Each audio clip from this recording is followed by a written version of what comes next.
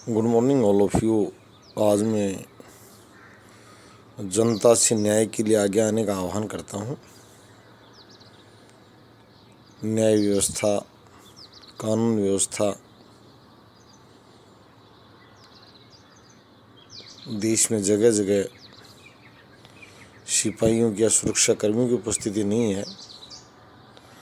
समाज अपनी बहुत बड़ी भूमिका अदा कर रहा है देश के सुरक्षा ढांचे को चलाने में।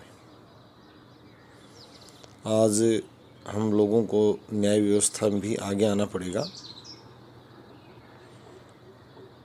किसी निठल्ले व्यक्ति, नाकाबिल व्यक्ति या बेशर्म व्यक्ति के हवाले अगर न्याय प्रणाली को या देश की न्याय व्यवस्था को अगर छोड़ दिया जाएगा, देश की प्रशासनिक व्यवस्था को छोड़ दिया जाएगा, तो देश जब बाबर को शिक्षा दी गई थी कि तेरे पड़ोस में तो मजबूत लोग हो, भारत की तरफ चला जा, वहाँ कमज़ोर, गलत संदेश आएगा। यह देखने में आता है, कल एक न्यायाधीश महोदय की सेशन डिस्ट्रिक्ट एंड सेशन जज गुरुग्राम की विदाई का मद्दा हिंदू टाइटल पढ़ रहा था कि उनकी बड़ी प्रशंसात्मक भाषा में लिखा गया था। मैं व्यक्तिगत रूप से उस व्यक्ति से कोई अलगाव नहीं रखता हूँ, उन्हें ज़्यादा उसकी कार्य प्रणाली से परिचित हूँ, पर मैं ये कहता हूँ कि उसकी कार्य प्रणाली जो है, वो जो पीड़ित उसकी अदालत में आए थे न्याय लेने, अगर वो बखान करें तो ज़्यादा अच्छा हो। अगर वो जिन लोगों ने न्याय के लिए गुहार लगाई थी और उनको अगर न्याय दे पाए वो न्यायाधीश भाई, तो अच्छी बात है। वो लोग बताएं कि वो व्यक्ति बहुत अच्छे थे, न्याय के प्रति समर्पित थे।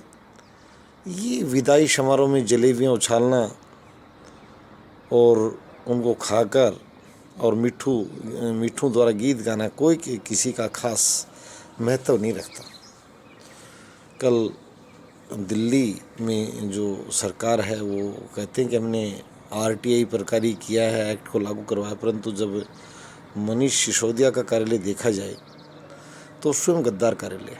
शिक्षा मंत्री है जो दिल्ली सरकार का, कल एलजी साहब के ऑफिस को बताया था हमने कि पिछले 7 साल से माननीय सूचना आयोग ने स्वयं इसको आदेश दिया था कि जो पैनल बनाए गए हैं प्रार्थियों के, वो कब तक जीवित हैं, सर्वाइव कर रहे हैं, लाइव हैं।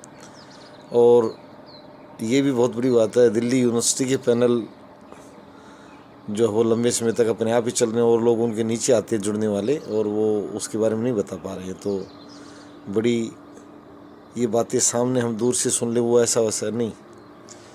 कोई व्यक्ति, आप स्वयं अपने अनुभव साझा कीजिए। शिक्षक का पता जिन लोगों ने उससे शिक्षा ग्रहण की है, उसके अभिभावक वो या वो छात्र स्वयं बड़ा होकर बचपन में इतनी परिपक्वता नहीं होती, वो चुटकुले कहानियाँ सुनकर भी उसकी तरफ जो उसका प्रशंसक बन सकता है और कठोरता से नाराज़ भाव रख सकता है। परंतु जब वो बड़ा होता है तो उसे पता है कि अमुक अध्यापक शिक्षा देता था और अमुक जो है होके गुड़गुड़ाकर बदमाश सिर्फ इधर उधर से बच्चों को जो है मिस गाइड करना, यानी पथ भ्रष्ट करना कि मैं तुम्हें नकल करा दूंगा, मैं तुम्हें ये करा दूंगा, और सस्ती लोकप्रियता हासिल कर लेता है। एक श्रमजीवी व्यक्ति, अनुशासित व्यक्ति से वो व्यक्ति कई बार आगे निकल जाता है। ये बातें देखने में बड़ी शर्मसार करने वाली हैं। कई बार अपार का भय दिखाकर और कुछ यूनिट हेड अपने ही कर्मचारियों से 2-2 हज़ार रुपये किसी छोटी मोटी पार्टी के नाम पर ऐंठ लें और फिर खंड शिक्षा कार्यालय में उन पैसों से कुल्लड़ देकर आ जाएं और एक भ्रष्ट व्यवस्था के तहत पर्ची भी ला कर देने साथ, ताकि वो 15,000 रुपये आहरित कर सके विभाग से। ये उपायुक्त कार्यालयों में, खंड शिक्षा कार्यालयों में ये भ्रष्टाचार की व्यवस्था आम है।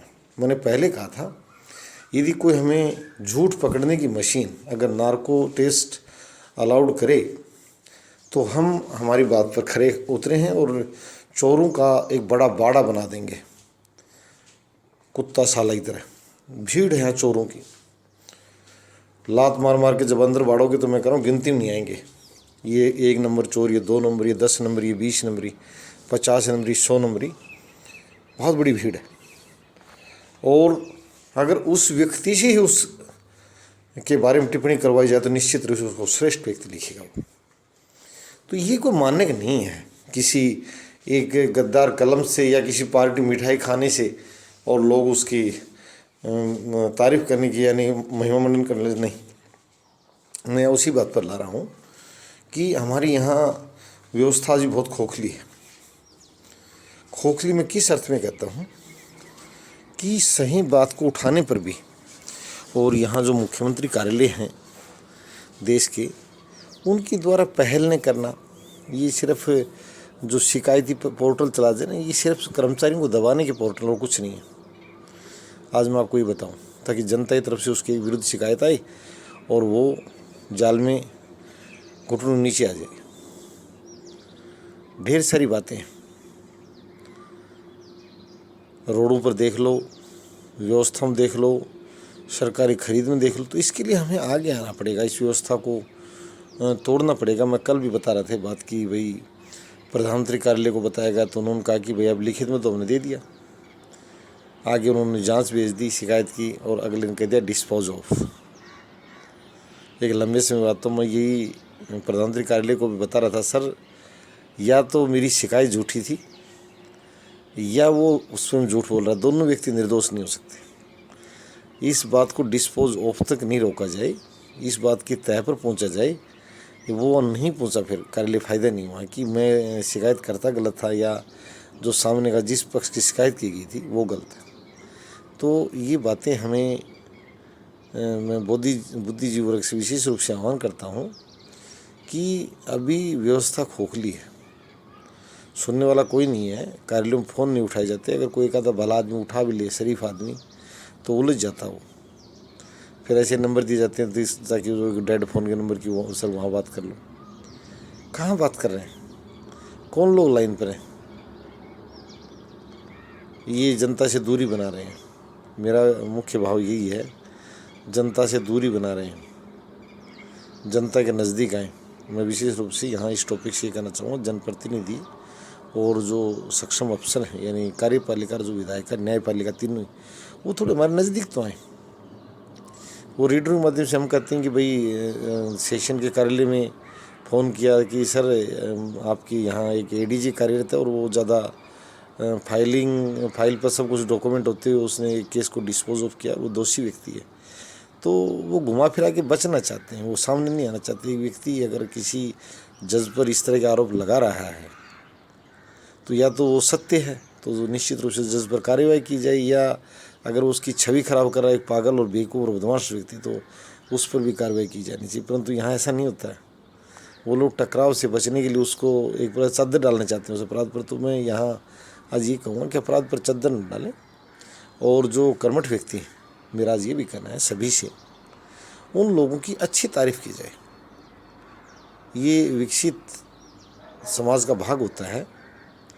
कर्मठ अधिकारी पुलिस के हों, कर्मठ अधिकारी सेना के हों, कर्मठ अधिकारी किसी भी क्षेत्र में, शिक्षक, चिकित्सक, प्रशासन के, न्यायपालिका के, विधायिका के, मैं ये कह रहा हूँ कर्मठ लोगों को प्रोत्साहन मिले। ये भ्रष्ट लोगों को जो एक कलम चलाने का जो आधार है कि छोटे कर्मचारियों को दबाकर पैसे इकट्ठे कर लो पार्टी के नाम पर 2-2 हज़ार रुपये, फिर उनसे कूलर दे दो खंड शिक्षा कार्यालय को, और खंड शिक्षा का अधिकारी जब वो 15,000 रुपये रिश्वत से एक पर्ची मंगवा कर और नहाता है उस ठंड से, तो उसकी नज़र में जो चोर जो उकेड़ी गया था वो शेर है, बिल्कुल गिरे हुए चरित्र का व्यक्ति, उसकी नज़र में शेर है कि उसने मेरी इतनी सेवा कर दी कि पूछो मत। अब ये बातें सामने आती हैं कि परमाणु जुटा जाए। परमाणु के लिए मैंने पहले कहा था कि एक ही सूत्र लगाना पड़ेगा परमाणु के लिए। यदि आप ये नार्को टेस्ट या झूठ पकड़ने मशीन के साथ अगर को परमाणु मांगे तो हम अलग अलग जूत मार के बता देंगे 10 नंबरी है, 20 नंबरी, 50 नंबरी है। और लेता नहीं, ये मानसिक रूप से अब भी उगाही कर रहा है। बाहर दवाएं लिख कर भेज रहे हैं। एक ऐसे सरकारी चिकित्सालयों की हालत ये है, वहाँ ज़रूरत पर भी एक्सरे नहीं किए जाते, कहते कोई ज़रूरत नहीं है मुझे। तो प्राइवेट चिकित्सालय ऐसे हैं कि जहाँ ज़रूरत नहीं है तो भी किए जाते हैं कि मैं तो इसके बगैर मेडिसिन लगूँगा। आज सबसे बड़ी बात मैं यही से बताना चाहता हूँ कि ये कहना कि मैं तो एक्सरे की नहीं कराऊंगा, मुझे ज़रूरत नहीं है सरकारी चिकित्सालय, क्योंकि वहाँ कम दर पर या निःशुल्क जनता में मिलते हैं। और प्राइवेट चिकित्सालय में एक व्यक्ति अगर जुकाम हो जाए, हल्की सी शाम को चला जाए, तो वे अगला कहेगा कि मेरे तो टेस्ट चाहिए 8-10 कम से कम पहले, क्योंकि वो कमीशन खोर सिस्टम है। और वहाँ निःशुल्क है, वहाँ उसको लाभ हो, अगर एक बार एक्स्ट्रा मिल जाए तो उसका शरीर का थोड़ी जाँच हो जाए। तो भाई ये जो पूरी व्यवस्था है, इस व्यवस्था के लिए मैं शुरू से कहता हूँ, युवा भारत को 20 वर्ष, छोटे बच्चे समझ नहीं पाएंगे, बड़े व्यक्ति अपनी रोजी में लगे हुए हैं। सिर्फ उनको 2 जून की रोटी का जुगाड़ करना है, भूखे पेट भजन उनको पाला, वो भैया अपनी रोजी में लगे हुए हैं। ये जो मैंने आपको बताया था, ये जो इस तरह की व्यवस्थाएं हैं, इनको सुधारने का हिसाब स्वयं भी बने थोड़े बड़े होकर।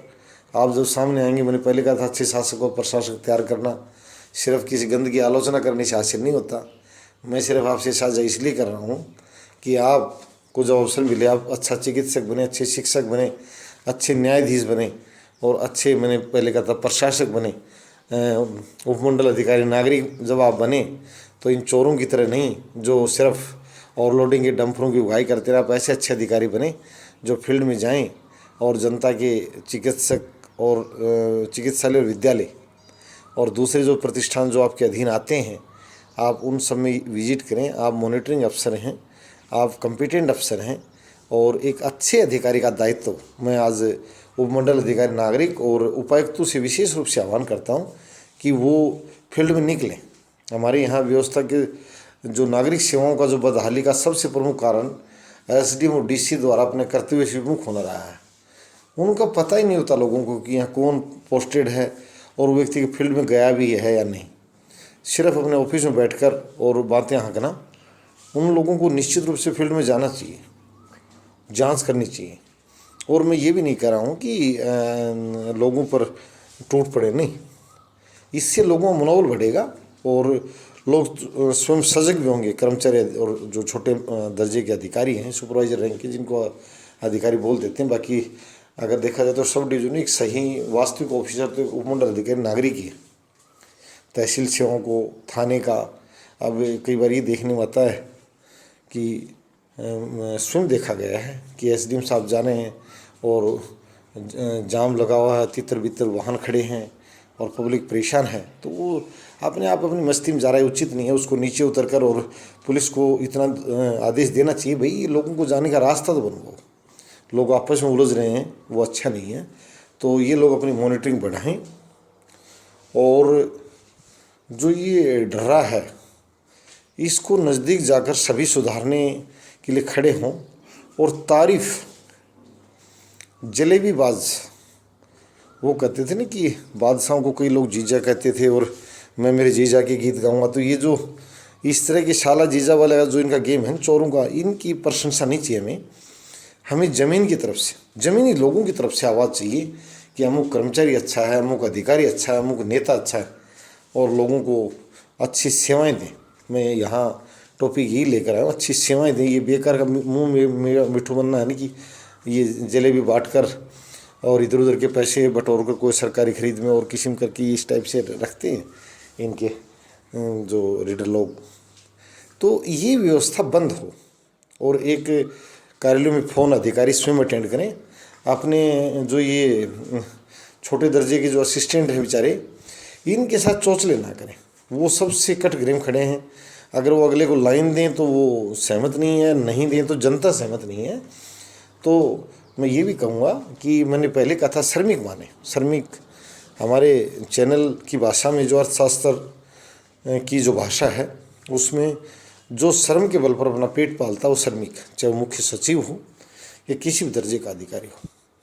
और सुधार की जरूरत देश के हर क्षेत्रों में। अभी सेना की भर्ती के मामले में भी जांच चल रही है, रिटायर्ड कर्नल और कई जो परीक्षार्थी पकड़े गए हैं। तो देश में काफ़ी सुधार की गुंजाइश है भैया, सभी मिलकर है ना 1 मिनट कुछ नहीं होता, परंतु इस तरह के चोरों को कम से कम यार प्रेरित तो उनकी प्रशंसा मत करो। बस इतनी बात है। किसी ने कहा था कि अकबर किसका महान है, गद्दार और नीच तुच्छ व्यक्ति।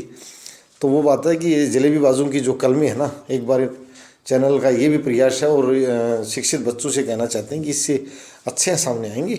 और आप अनावश्यक किसी व्यक्ति का सूचना के अधिकार की बात करने वाला अगर सूचना की चोरी करे तो इस तरह के लोगों की बेकार की प्रशंसा हम नहीं करेंगे और यही कहेंगे कि अच्छे व्यक्ति की बिल्कुल बहुत हौसला बढ़ाओ।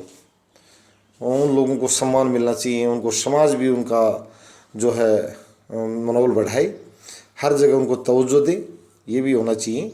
अगर कोई एक अच्छा अधिकारी जिसकी पहचान दूसरे कार्यालयों में जाए तो उसको दूसरे कार्यालयों द्वारा भी विशेष सम्मान दिया जाना चाहिए। और पुरस्कार जो बनाए गए विशेष रूप से मैं ये भी कहना चाहता हूँ, इन पुरस्कारों को भी ये मजेड़ी जो है ना तमाशा न बनाए, चाहे भारत रत्न हो चाहे कोई हो, पुरस्कारों को भी थोड़ा सा इस ढंग से बांटें कि जो कर्मठ लोग हैं और वो उनको मौका ज़्यादा मिले। वो किसी भी प्रकार के जो संगठन हैं, चाहे भर्ती आयोग हैं या किसान आयोग हैं या गौ सेवा आयोग है, तो उनसे संबंधित व्यक्तियों को लगाओ यार। ये तुम आपस में जो तुम्हारी ये ना जो भी बताया बात सही तरह, इन लोगों मत घुसेड़ो कि मैं तो मेरी मर्जी, मैं मर्जी नहीं भाई, ये गलत बात है। जो संबंधित व्यक्ति हैं भर्ती प्रक्रिया बारे में जानते हैं उनको भर्ती आयोगों में बैठाओ। जो पशुपालन विभाग से समृद्ध व्यक्ति हैं उनको गौ सेवा आयोगों में बैठाओ। और जो कृषि क्षेत्र के बारे में अच्छी समझ रखते हैं, ये नहीं हिस्ट्री का लेक्चर रिटायर्ड है उसको किसान आयोग में बैठा दिया। मैंने एकराज जी कैसा हालत देखा था। ये लोकतंत्र को शर्मसार मत करो। Save the democracy and promote the democracy. हमें लोकतांत्रिक व्यवस्था में यही बताना है कि उसको प्रमोट करने के लिए राष्ट्र सेवा भाव से, और ये कहते सेव भाई सेवक अभी बने नहीं हो, बन जाओ। एक तो मैं इस दिन देर तक जो मेरा यहाँ बोलने का सबसे बड़ा जो कहने का अर्थ है, अभी सेवक बने नहीं हो, अभी मेवक हो। और मेवक से किधर आ जाओ, सारे सेवक की तरफ आ जाओ। कर्मचारी, अधिकारी, नेता, न्यायाधीश माय लॉर्ड सुनने में मजे नहीं। सामने भैया जो पीड़ित खड़े हैं उनको न्याय दे। न्यायाधीश का मतलब तेरे को यहाँ ऊपर बैठा रखा नहीं है सब इंस्पेक्टर रैंक के अधिकारी, सिक्योरिटी छोड़ के छोटे छोटे ओहदे के न्यायाधीशों के पास, उनके पास वो न्याय सुनिश्चित करें, न्याय मिले।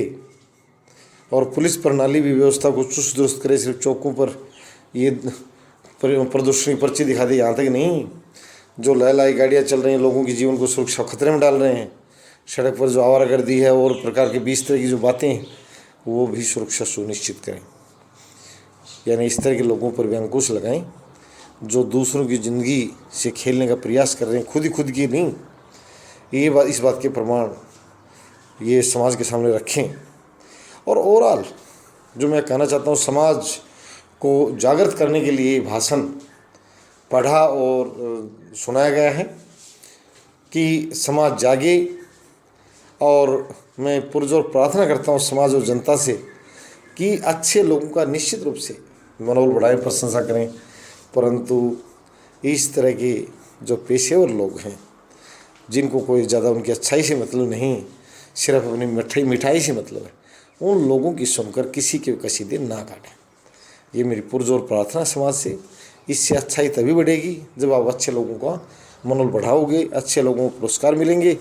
जब तक ये रात का भोजन खाकर और पुरस्कार बांटते रहेंगे और बड़े बड़े पद, लोकतांत्रिक व्यवस्था निर्वाचित सरकारों के पास बहुत कुछ शक्तियाँ होती हैं, जब तक ये अपनी शक्तियों को सकारात्मक रूप में नहीं लगाएंगे, ये तब तक ज़्यादा बात आगे नहीं बढ़ेगी। और मैंने पहले कहा था 60 वर्ष से बड़ी आयु के लोगों को ये मनोनीत करने कहीं भी बैठाने का कार्य न करें। अनावश्यक रूप से एक्सटेंशन जारी न करें। एक्सटेंशन ही 60 से बाद, ये कई जो बहुत ही बुजुर्ग यानी 60 के बाद हर व्यक्ति को अपने घर पर आराम करने दो, ईच एंड एवरी पर्सन। और जो युवा शक्ति 18 से 60 साल की जो कार्यशील उम्र है, उसमें देश के सभी युवा नागरिक और रचनात्मक कार्यों में लग जाएं। सभी मिलकर एक दूसरे की तरफ देखते हुए नहीं, सभी जो ठीक काम हम करेंगे तो बुरे बहुत कम नज़र आने लग जाएंगे, क्योंकि उनको पता लगेगा कि आप बुरे लोगों को नीची दृष्टि से देखा जा रहा है, तो फिर नीचा कोई नहीं बनेगा। नीचे लोग तभी तक नीचता दिखाते हैं, तब तक उनको पता ये रहता है कि तुम्हें कोई नहीं देख रहा, तुम्हें तो महान बताया जा रहा है, तुम्हें सदाचारी बताया जा रहा है, तुम्हें ईमानदार बताया जा रहा है। इसलिए भ्रम में रहते हैं कि मज़ा भी आ रहा है, और अपने जो रिश्तेदार हैं जो लिखते हैं कलम से, वो मुझे सदाचारी और बलवान बता रहे हैं, चाहे मैं ऐसा हूँ या नहीं। नहीं, प्रकाशमान देश को बनाओ और लाइट के नीचे लाओ सबको कि भैया यहाँ ये व्यवस्था है। यानी जब परत खुलेंगी तो लोग समझेंगे और कोई भी अपने आप को नीचा नहीं दिखाना चाहेगा। ज़रूरत है प्रकाश और समझ की।